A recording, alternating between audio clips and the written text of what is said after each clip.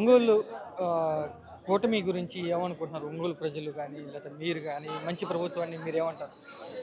ఒంగోలు ప్రజలు మొత్తం కూడా మనం తప్పు చేసాము, మనం అనవసరంగా జగన్మోహన్ రెడ్డి గారిని వేయినోళ్ళు ఓట్లు వేయినోళ్ళు కూడా ఈ తప్పు చేసాము, కూటమి ప్రభుత్వానికి వేసి చాలా నష్టపోయాము.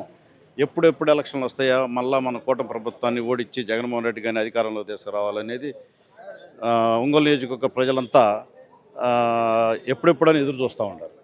మళ్ళీ ఎలక్షన్ వస్తే మొత్తం వైఎస్ఆర్కి ఓట్లు వేయాలనేది కంకణం కట్టుకొని ఉండరు. ఎమ్మెల్యే జనార్దన్ గారు, బాలినేని శ్రీనివాసరెడ్డి ఒకరి మీద ఒకరు తిట్టుకుంటున్నప్పుడు, మీడియా ముఖంగా వచ్చినప్పుడు జనాలు ఏమనుకుంటున్నారు? నియోజకవర్గ ప్రజలు చీయని ఎగతాళి చేస్తున్నారు. ఎందుకంటే ఇద్దరు చేసిన తప్పులు ఈరోజు బయటకు వస్తున్నాయి కాబట్టి ప్రజానీకం మొత్తం ఇట్లాంటి వాళ్ళ జనార్దన్ కానీ, బాలినేని శ్రీనివాసరెడ్డి కానీ ఎవరికి తెలియదు కదా ఇంతకుముందు. ఇప్పుడు ఇద్దరు తిట్టుకుంటున్నప్పుడు నియోజకవర్గం ప్రజలందరూ గమనిస్తున్నారు.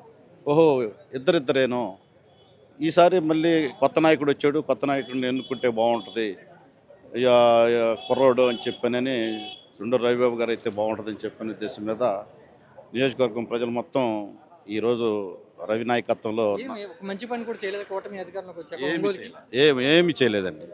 వాళ్ళంతా ఇసుక, మద్యము మొత్తం సిండికేట్ అయ్యి ఫుల్ డబ్బులు బాగా మద్యం మీద, ఇసుక మీద నంబర్ 1గా వసూలు చేస్తా అంతా కమిషన్ల మీద కూటమి ప్రభుత్వం పనిచేస్తుంది.